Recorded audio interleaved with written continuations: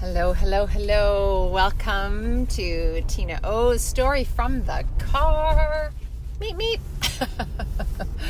I am hands-free and sending you this little rumination on a day where, the world's just a little bit different today than we are accustomed to.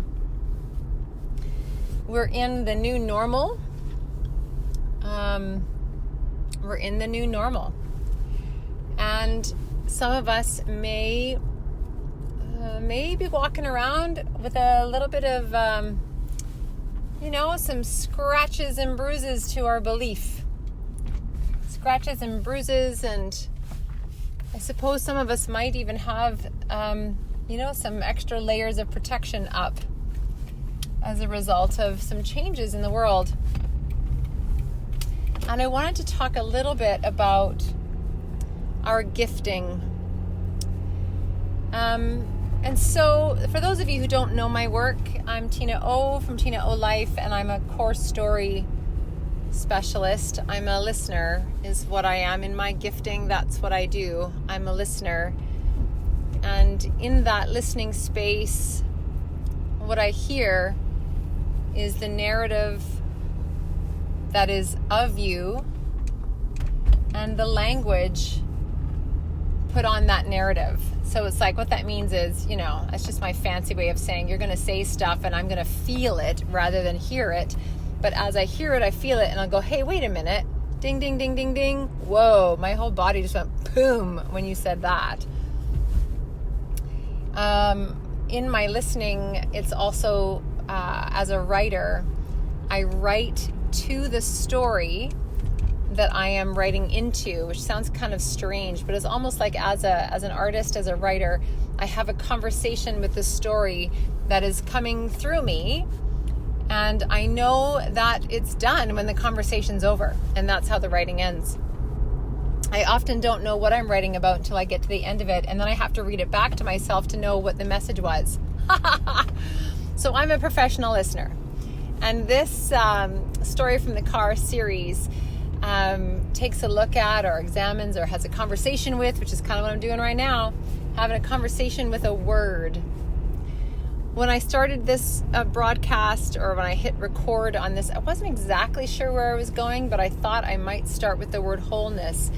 But as I did that, just to give you an idea of how this works for me, the word that actually spoke to me and said, no, it's this, Tina. This is what we're talking about, is the word gifting. So I want to talk a bit about our gifting. And I want to talk about this new lens on life. And it really is a new lens. This is the new normal.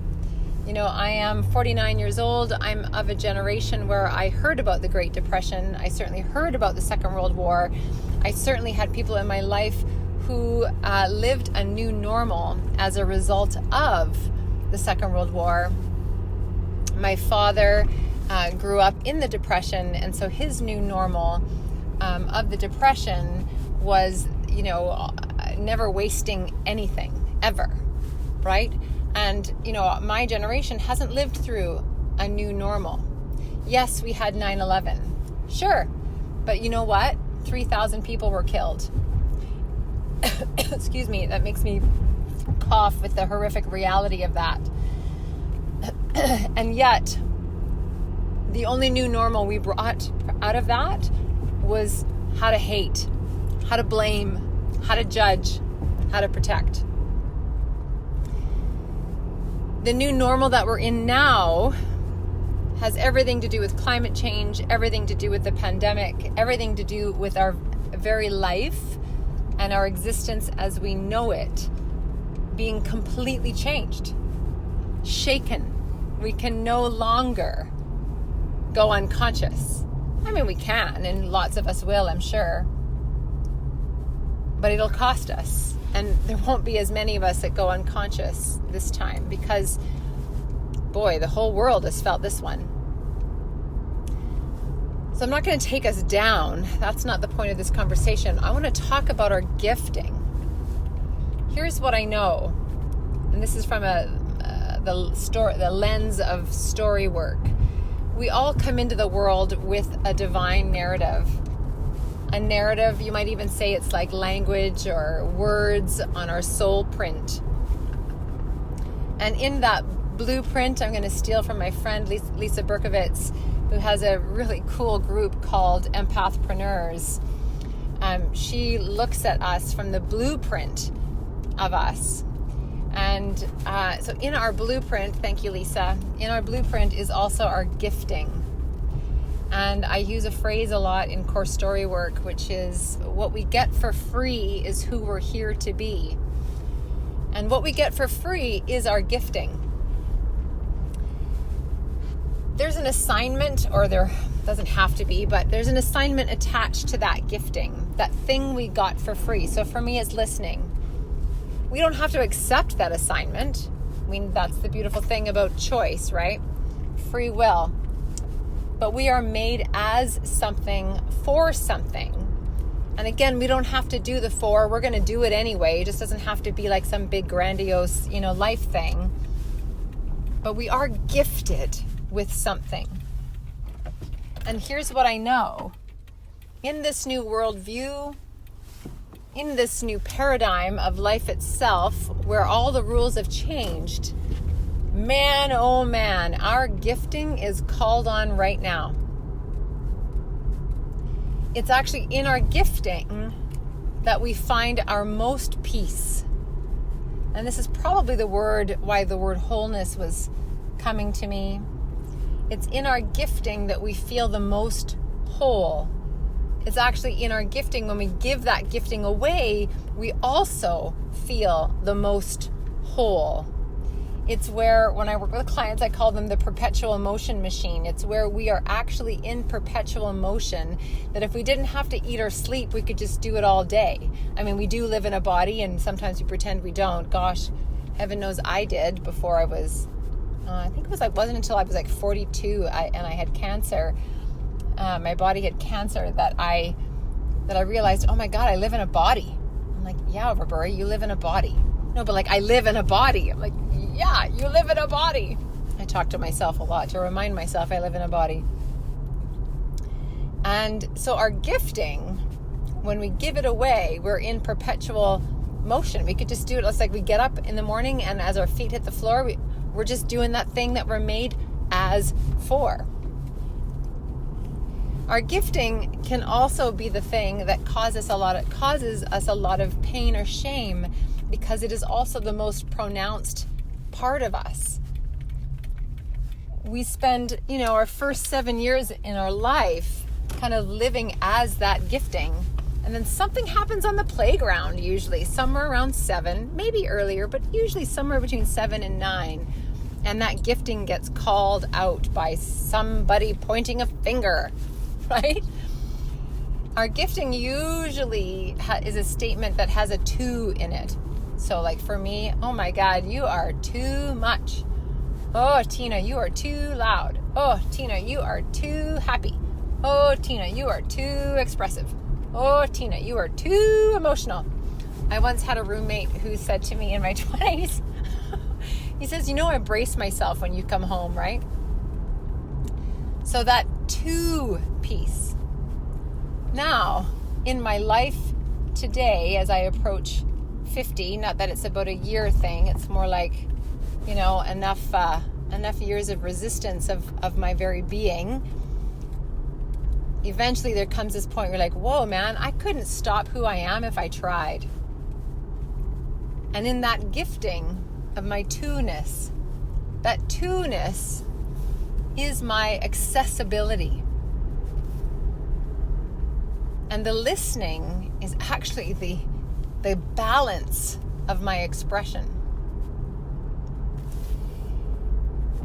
My gifting in the world today offers two things. It offers a place of listening for others in this bloody, noisy world we live in this unhealthy, detached, uncivilized, frankly, a way of living we have created, living apart from who we really are. So my gifting of listening supports our being. The other side of my gifting is expression. And what expression does for some is it gives them permission to express who they are. And living as my expression opens up safe rooms, places, experiences for others to go, oh my gosh, I have those feelings too. So I want to ask you what your gifting is. I don't want to ask you, I am asking you. What's your to statement? What's your to statement that you might be carrying some shame about? What's your to statement that, you're like, man, that part of me really hurts? Like, certainly my expressive part has cost me a fair bit of pain too, right? Like, I get my heart broken a fair bit, or I trust very easily. What's your to that you're like, whoo, I need to protect myself from that? So let's dive into that a little bit. One might say, I need to protect myself from myself, right? Or you might say, oh, that part of myself, that super sensitive part, I need to protect myself from that. But another version of that statement is, I need to understand the instrument that I am so I can work as I am in this world without having to change as I am. Because number one, you can't change who you are as you are. You can't. So what we end up doing is building, shields and armor and all of that stuff. So what do you need? I usually give my clients 2 assignments. There's probably a third one that's just kind of rumbling up to the surface in me now. But the 2 assignments to help us in the world with our gifting, whatever that may be, your two whatever. The first one is go find your buffers. Buffers are the people in your life who act as your shields. It's not their job. It's just who they organically always are around you. One of my buffers is one of my dearest friends, Nicole. I don't know what it is, but when I'm around her, I feel protected. Just knowing she's in my life, I feel protected. When I was married, my husband felt like that. And when my marriage ended, I felt so exposed. I still feel exposed a lot. We've been apart for almost 3 years. And that exposure is a real thing for me. But I have other buffers in my life. Buffers help us hold on to our gifting.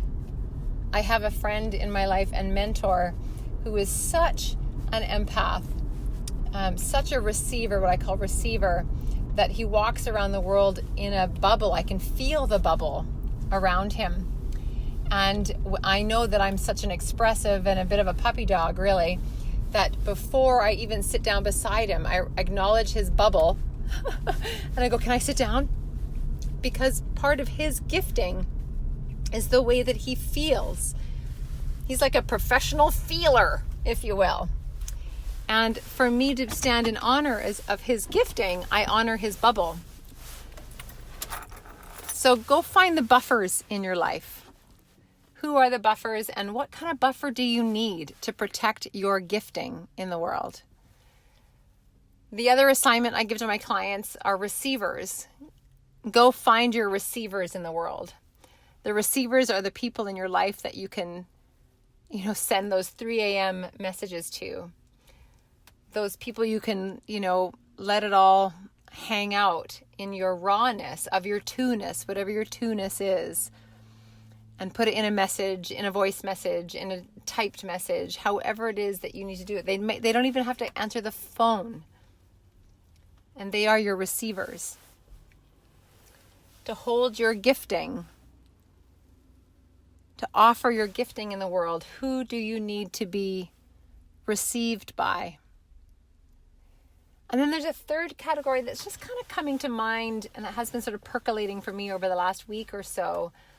And these are kind of like, I'm not even sure what they are. They're almost like the surgeons. It's like, who are your unpackers? Who are your surgeons? Who are the people in your life that when you have a really complex situation that you can lay it down in front of them and you feel safe with them. So safe. Like your two-ness is totally safe in their hands. That they can be, your stuff can be unpacked with them and that you won't feel criticized. So those are the 3 people. Third one's a new one, but I think is legit, around honoring our gifting. Because what I know for sure is in this new world order, in this new paradigm, in this place where the pillars that have held us for so long and have been cracking for so long are all coming down. My belief is that our gifting is here to support the world as it wants to be anyway.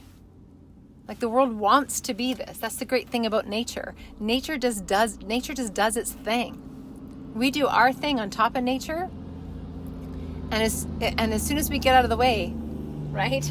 Nature responds. In fact, even if we're in the way, nature responds. And so I believe that our gifting is here as we are, made as something for something. And the 4 is in that creative, collective, collaborative connection with the universe or the earth or the world, however you want to call it itself. So I invite you today, while I'm sitting in my car, now I'm parked, to consider what is your gifting, what is your two-ness, and what are the 3 pieces that you need to protect the awesomeness that you came into the world to be as for. I'm TinaO from TinaO Life, and this is Stories from the Car, and this is a conversation about your gifting. We'll see you again. See you next week. And as always, thanks for listening with me.